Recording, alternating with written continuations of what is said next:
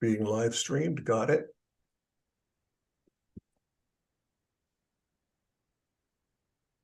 And was it? And here we are, I think. So, yeah. So, hey, folks. Hey, Ankur. Jeff Salzman here with Encore Delight, 10,000 Heroes podcast. And here we are, as we are every week, except next week, which is Thanksgiving, right, Ankur? We do have next Thursday off. Yeah, I was thinking that. Yeah. So anyway, we're here every Thursday, otherwise, 10 Pacific, 11 Mountain, and we talk about the world as it is unfolding and try to bring an integral sensibility to that process. And so here we are. And Ankur, what do we have to talk about today? Right. Fantastic. So a friend of mine, a really good friend, Matt, who is the person that introduced me to your show many years ago, so the reason why we're here together in some way, sent me this article and was like, hey, would love to hear what you and Jeff have to say about this.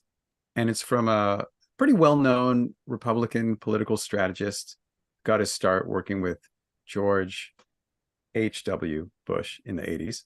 And he's basically one of the originators of the Never Trump movement. His name is Rick Wilson. And this article is called Red Caesar and the Next Regime. And it's basically, this guy is freaking out about what's going to happen if Trump gets elected next year, and just goes through a whole line of reasons why we should all be freaking out. And, you know, I'll just a little bit, one of them is revenge. Like, and basically everything he's saying, and kind of the meta message is, don't underestimate what's going to happen, because that's what you guys did last time. And what happened last time is exactly what these people had planned on doing. And so why were you so surprised? And they're already saying what they're planning on doing now, and it should freak you out. And so he's like, they've been talking about revenge, and they're going to try and get revenge on all these people that disagreed with them or all these policies. And he says how they're going to do it. They're going to basically fire tons of people from the government and have the people be replaced, not by traditional bureaucrats, but by people whose only loyalty is to Trump rather than any kind of competency. They're, rather than worrying about laws, they're just going to break a bunch of laws and then have the courts try and catch up with them later. They're going to install all kinds of really radical legal frameworks and lawyers that are going to take years or decades to deal with, if ever.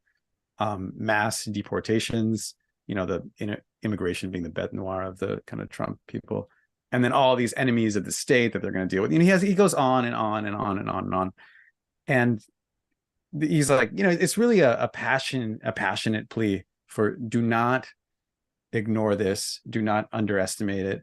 This is not just business as usual. One guy gets elected, another guy gets elected. He really sees it as like a fundamental threat to the continuity of our democracy. And before I give you the mic here, I just want to warn you, there's a little bit of a trap in here for you, Jeff, that I'm just trying to lay. I'm not going to tell you what it is. Yeah. So, what do you think? That perked me up. I was depressed. Glad we got a trap. Yeah. It's funny. I was just pondering this yesterday because, you know, I'm glad I have a worldview that accommodates magical thinking, because I've just been thinking, no way, Trump. You know, no. I mean, not that I don't think it could happen, just with my head in the sand. Just, I don't know if you've noticed the Daily Evolver, I don't talk about Trump much, you know. And, yeah. But here we are. It's a year away. A year from now, we will be digesting the results of the next election.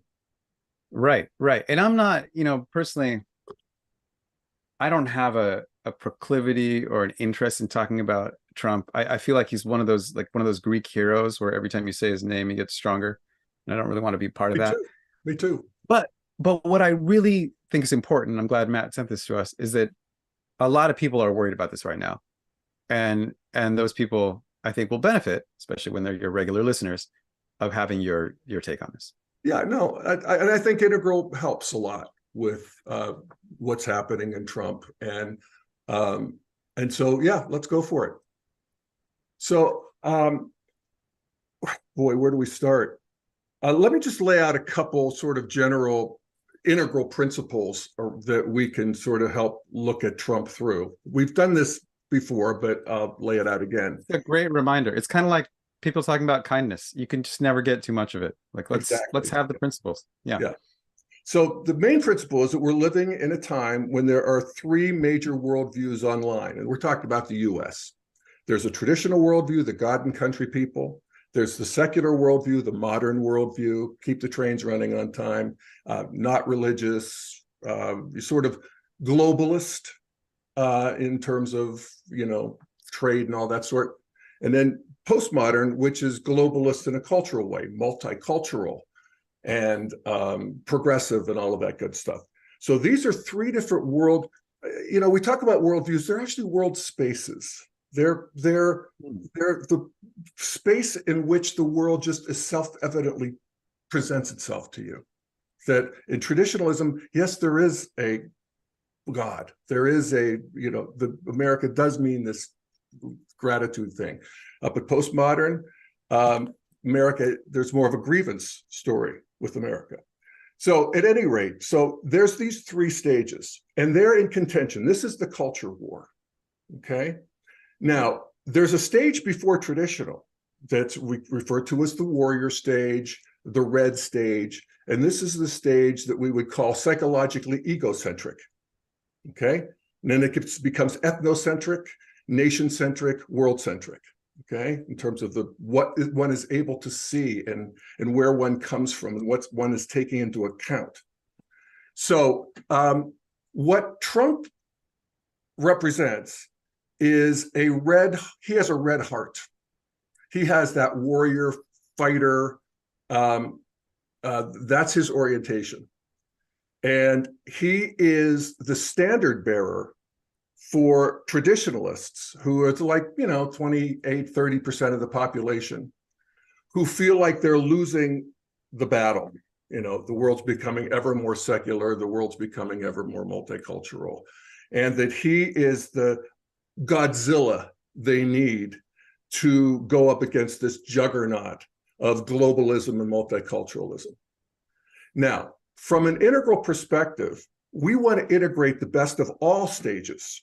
So we actually want, and this is a sort of a koan. It's like, what's the world look like where there's a healthy traditional, healthy sort of an enchantment about the world, a healthy, the trains are running on time, and, a healthy orientation to bringing in people who've been left behind in the shadows, the victims of culture and history and karma. And what's that look like? So what we have with Trump is we have this red warrior, and the political expression of that is authoritarianism, and actually not authoritarianism in sort of in sort of a communist way where there's a Politburo and it's powers divided. It's more that king or even gang leader. There's a certain mafia quality where it is revenge, fear is. That's the sort of number one currency of ruling. Yeah, it's pre-bureaucratic. In a sense, it's almost like pre-hierarchical, in that it's like it doesn't have these like multi-level hierarchies. It's just my way or the highway. Yeah. And like you're close to me or you're far from me. Yeah, and the hierarchy is who's close to me. Yeah. And who's the most loyal. And that can be a really, intense hierarchy. But yes, it's not a meritocracy in any way. It's loyalty. And that is Trump. And it's funny because in some ways, those of us who have a modern/postmodern sensibility thought that we had sort of left that behind in history. And the whole point of the Constitution, and like at that moment of like enlightenment thought and catalyzing or crystallizing those enlightenment ideas into documents that run states, is to prevent that from happening. Exactly. Right? It's like that's it all. It's like very anti-aristocratic, anti-authoritarian. Absolutely. We're going to have some procedures in place where you can't have this red style of government. Exactly. The realization that brought in modernity and democracy was the realization at some point you realize we're not going to win. My tribe, my nation, my worldview is my God. We're not going to win. And so there's this new realization that we can divide and share power. And so we put it here, some here, some here. They check, they balance, whatever. And that is the essential. That's the gratitude idea of the American project. And that's the question is, will Trump be able to, will that hold with Trump and Trump 2.0? Because Trump one, and this is the point Rick Wilson's making, is that Trump 2.0 is going to be far more virulent than Trump 1.0 because he has a lot more experience. The sort of MAGA mentality, even intellectual arguments and so forth. Talks about the Heritage Institute. I think last week we talked about the Claremont Institute, where they're playing around with real authoritarianism, like let's bring back the monarchy. And these are smart people. So he's saying, beware of how Trump will stack the deck, because he will. There's no for Trump. There would be no internal guardrails, and I think that Rick Warren is right about that. So Rick Wilson. I'm sorry, Rick Wilson. Yeah, Rick Warren's the big Christian minister guy. So anyway, he has his supporters. 50% of the people would vote for him, over 50% right now, the polls would say. I mean, could we just pause there? Yeah. Wow. I mean, that's I don't know if this is where, from an evolutionary point of view, we really don't know what's going to happen. This next year is going to be a real rodeo. I'll tell you that. I think. Yeah, I mean, it's interesting, and I don't know how to answer this question right now, but like the people I know, I live in this rural area where half the people voted for, it's the Dix County voted with Trump in 2016 and with Biden in 2020, both, very, very barely. And so I know a lot of people who voted for Trump as, like one guy at band practice one day, he was like, yeah, Trump, Hillary, I mean, I see them basically as equal. So I'm just going to pick randomly, or I'm going to let my daughter, who's illiterate, because she's a little kid, choose, because it doesn't matter, right? Like I think a lot of people, especially in 2016, were just like, I'm sick of the system. System isn't working for me, so why not try something different? Right. But now, like, I'm curious, like 50% of people say they'd vote for Trump. Though it seems like, does that mean 50% of people are not attached to democracy in the way that you are? No. That doesn't, something about that doesn't seem right. Well, I don't think so, and I think that's where the more extreme Trump is in his actual. This is Reading, by the way, and I think I got. I think the more extreme he becomes, the more pushback he'll get. That would be the system working. But a lot of people, and I can understand this. A lot of people, in terms of Trump's policies, they're good with them, and I am too with a lot of them. Like no dumb wars, for instance. That kind of thing. And also, what people like you and I don't realize is that the degree to which the modern and postmodern worldview have hegemony. There's really nothing else was really allowed to be talked about, or in the mass media and so forth, you really couldn't be. I mean, you could have your little subculture because it's a free country of Christians, but it wasn't really, you wouldn't find Christian heroes in movies. The Christians would be the bad guys. That was a switch as we moved into the postmodern aesthetic.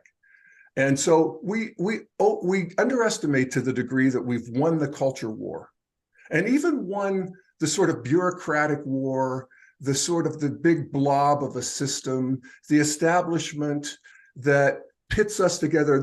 I watched a really interesting video a couple of days ago of ex-liberals and ex-conservatives, people who have changed from one to the other. These are young people. They're all in their, I'd say, early 20s, 30, whatever. And they get together, and there's a whole group of them, the 10 or 12 of them. And they go through these various configurations of talking about and arguing about policy coming from people who have changed their mind. And it was interesting.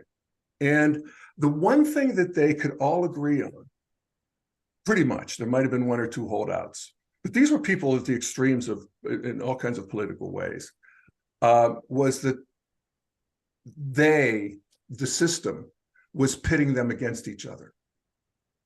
And that they had more in common, and that there was a system at work that was victimizing them both.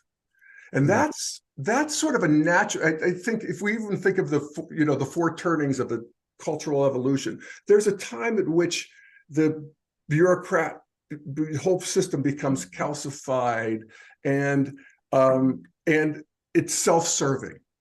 So the people who work for it, they actually like polarization. It works very well for them. They get reelected. They raise a lot of money on it. They live, the most prosperous zip code in America is Washington, D.C. There's a lot of money there. So there is this feeling that people on the, you might say the 40-yard lines of both left and right agree on, that they're actually a lot more than that probably, that the system does need to be somehow confronted. And of course, modernity and post-modernity confront each other all the time. So you have modernity criticizing woke post-modernity, post-modernity's criticizing capitalist, materialist modernity. But then there's that attack or confrontation attack from the traditionalists. And then there's the sort of, Trump, who is willing and able to use red. That is fear, retribution, lies, whatever I say. He's Big Daddy. You and I've talked about this. The upside of red is he's fun. He's a character. He's interesting. Not for people who are physically repulsed by him like you and me, but for people who aren't. He's Big Daddy. People know Big Daddy. That's an old archetype. So he's willing to come in and bust the whole thing up. And in some ways, people are like, I don't know how it should go, but I do know that it needs to be busted up. And there's something there's a sort of animal intelligence to this that I'm not. And I can agree with that. I don't think this is necessarily working. I mean, a lot of elements of the capitalist system I don't think are working. I don't think it's really a meritocracy. I don't think people, like people in my town or people getting jobs these days are not going to be able to afford housing. There's a lot of problems, but I don't think that dismantling our democracy at the expense of immigrants and people of color is really going to help. Yeah, well, I agree. So it's interesting that I guess maybe another way of saying that is for the people that, I guess, to what do I have in common with someone who would vote for Trump because I'm unhappy with how the system is? It's like, yeah, I'm unhappy with how the system is. I have a sense that there's another way to go about it, improving it. Mm-hmm. And maybe for someone else, they're like, I don't see another clear pathway to improving it. So this is the best option I got. Yeah, no, it's just, deconstruction is a stage in the path. Actually, you don't necessarily know what's next, but you know that this has got to be deconstructed. And there are ways in which, Trump was, he's a strange mix politically. I mean, he's for Social Security and increasing Social Security. That was completely against Republican orthodoxy at one time. If you remember, it's never remarked on, but it was like, wow. During his acceptance speech, he talked about how happy he was to have the LGBTQ people. And this was his nomination acceptance speech. I don't remember that. No. Yeah. And the audience was a little stunned. And he said, yes, LGBTQ or whatever he said. And he kept going. He doesn't really, I don't think that he's an old school racist. I mean, racist is one of those things that has three different definitions depending on the three different stages of development you're talking about. He's kind of an old school, guy, racist, if you will. From a postmodern perspective, he would be a racist. But he's not actively, I think, racist like there are people who really are. So, I don't think they get that vibe from him. And more and more Black people are supporting him. A lot of Black people like his his energy and his bust up the system kind of policies, as do Hispanics, more and more. And that's very confusing to liberals. But a lot of particularly immigrants, they come in from traditional countries. They're traditional. They're not for they don't want their kids learning multi-gender. They don't actually particularly multicultural. They want to keep their subcultures, but they want to be American. As we talked about a few weeks ago, like exactly. They weren't immigrating in some other place, they would not have any affiliation with multiculturalism. Which is kind of part of the beauty of Orange and modernity, that we get thrown into these situations that we wouldn't have chosen. But what do you think of this article? Like, is he right? Should we all be like super freaked out? It's the end of our democracy?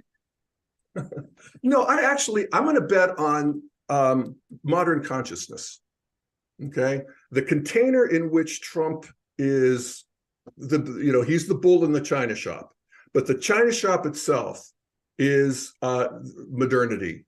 And I think that modernity will outlast Trump.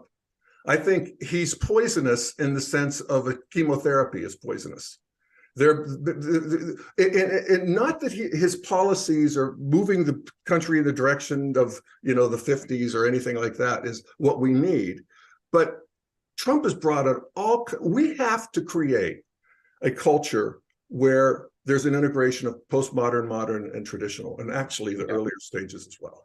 That's the project. And we're not there. And so this is, I think, evolutionary movement, which is, as I often point out, not pretty. So I could see that, and I dearly hope he doesn't win. And I think we've learned plenty from Trump.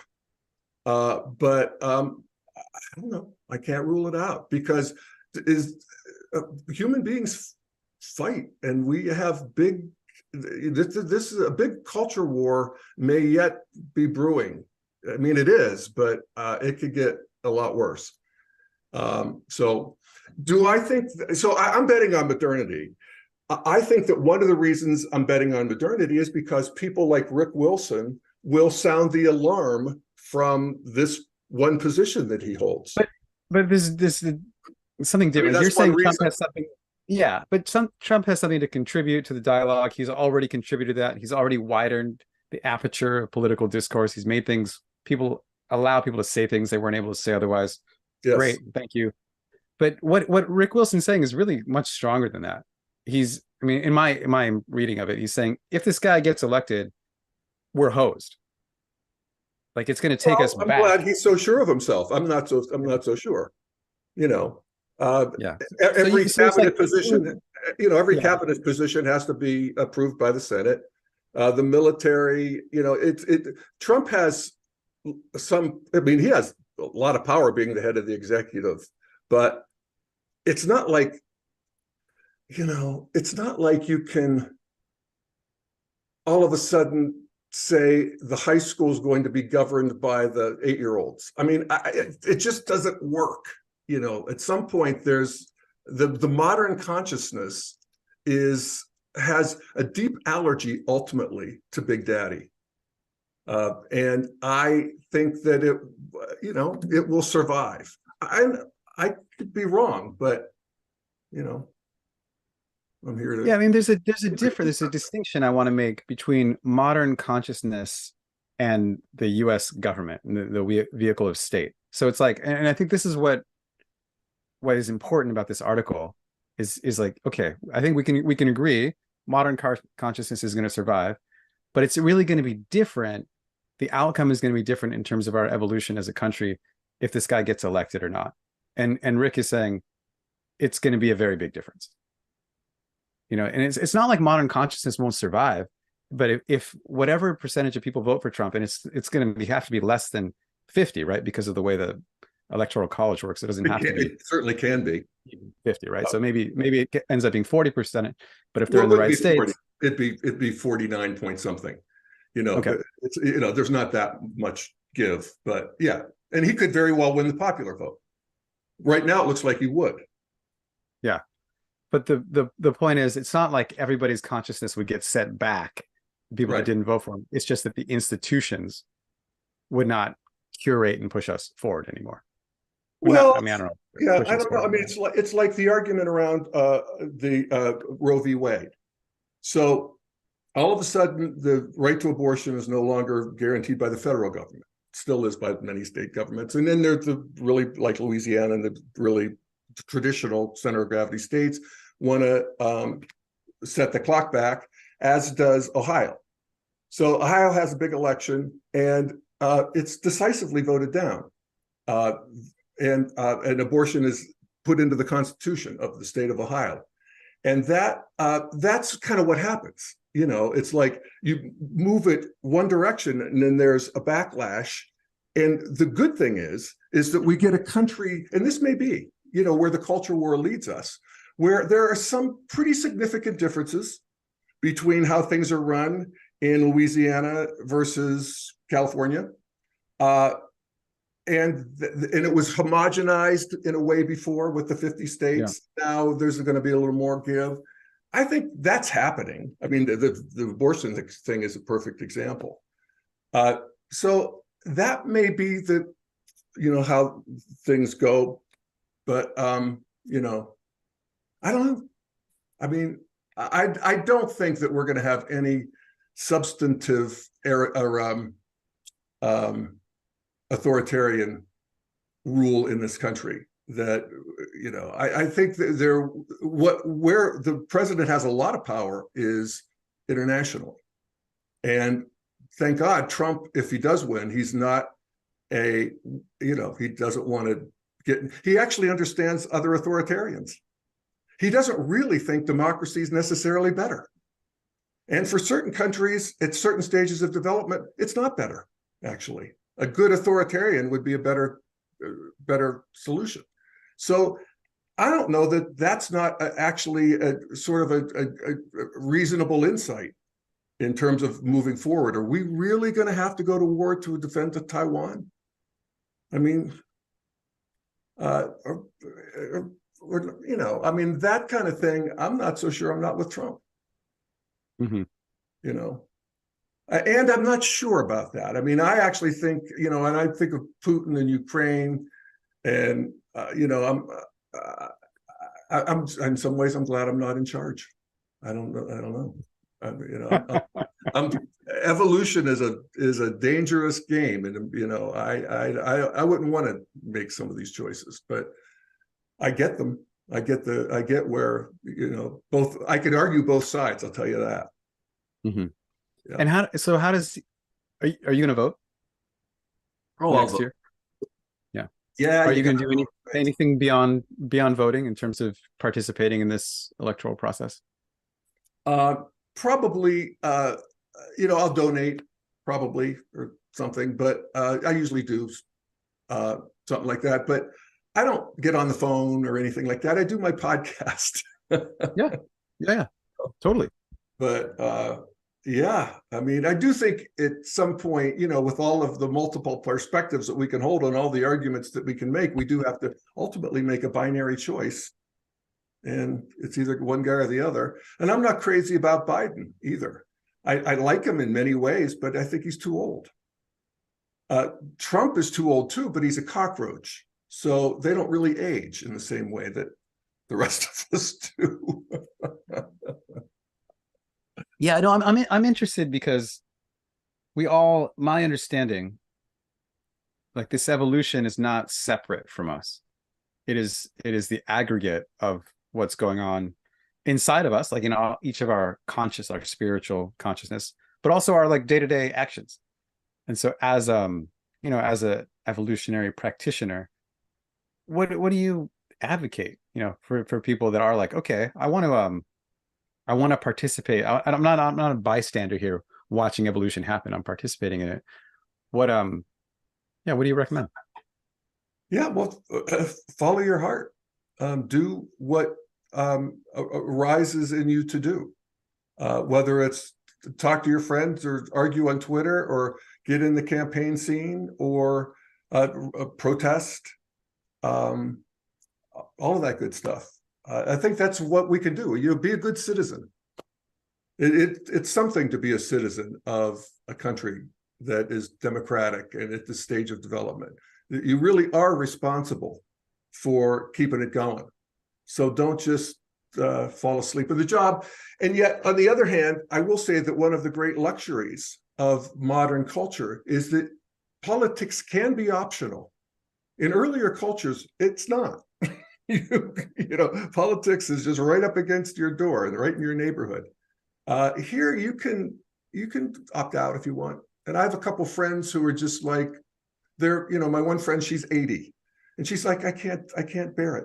I'm just doing head in the sand mode. So she's listening to books. She doesn't watch the news anymore. I think that's a legitimate choice too. When it comes time to vote, she'll vote for whoever isn't Trump. I think that's what I'd say about that. What do you think? Here's what I'd say not to do. Freak out. Read Rick Wilson and freak out. I don't want to do that. I don't want to do that anymore. I did that for decades.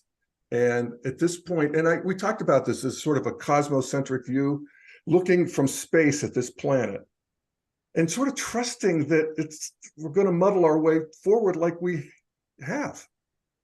It's not going to be pretty. So that's that way I can love it instead of fear it. Yeah, to me, what's dangerous about that approach is that it is a bias against action. Yeah, well, fear is I do trust that it's going to work out. Mainly because my sense of the self is quite large, and I think even if it doesn't work out for the humans, it can still work out. Even to me, working out is not incompatible with us all dying. You know what I mean? Like life can continue. I believe in the dolphins. It's fine. Yeah. But I don't trust that, especially, for people. I just think of, people who will be targeted, that what Rick Wilson is saying, it's not the same. They don't have the same luxury. And I might be one of those. I have no idea, but I don't think I would be. We don't all have equal luxury to disconnect. There's people who will immediately be deported, or there's people who will immediately be punished, or like Rick Wilson thinks he's on this list and he's immediately going to be thrown. I don't know what's going to happen, but it's not the same. It may not affect you personally or your 80-year-old friend or me, I hope, but it will affect a lot of people. Yeah, no, and so to me, I'm not like, oh, whatever happens, it'll be fine, we'll deal with it. It does seem really troubling, and at the same time, getting emotionally activated and freaked out, which is the tone of this article, and the tone of most public writing, really, is to get somebody to freak out about something. I don't think is necessarily that's helpful in any way, right? But to me, it really encourages. I have this long-term path, and we've discussed it, of facilitating or bringing about more healing and more togetherness.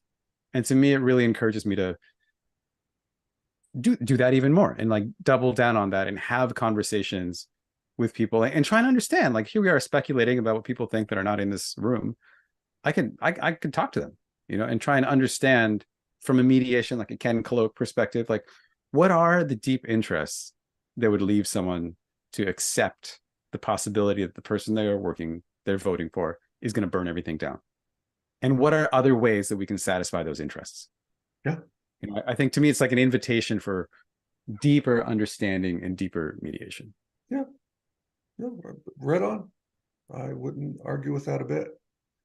There's one of the sort of principles of integral theory is that as we move from a first tier, I'm sorry about this so-called bleeding hand. It's really just really. I think it's great.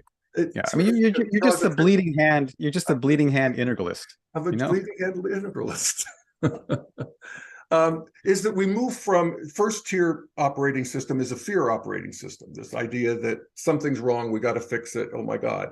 to a love operating system where we see, okay, it's like an 8-year-old growing into a 9-year-old and growing up, and the humanity is doing that. And what it really needs more than scolding and punishment is love. And so we move from a fear operating system to a love operating system. And that can be, I think at any given day, I'm operating from a fear operating system. And I get what you're saying, that fear is a very tried and true motivator. So yeah, you don't want to just be like, duh. But if you really can click in, and I think it's probably, both. I try to operate from a love operating system. I default to a fear operating system, but I do get the difference. And I think that, I think the challenge is to find how potent the love operating system can be in countering the fear operating system. And you talk about that, what you just talked about with, some of the sort of deep mediations and ways of getting under the surface and finding the connections that will satisfy people where they are, not make them who you are, but satisfy them where they are. That's good stuff. So Yeah, I think about a conversation as I don't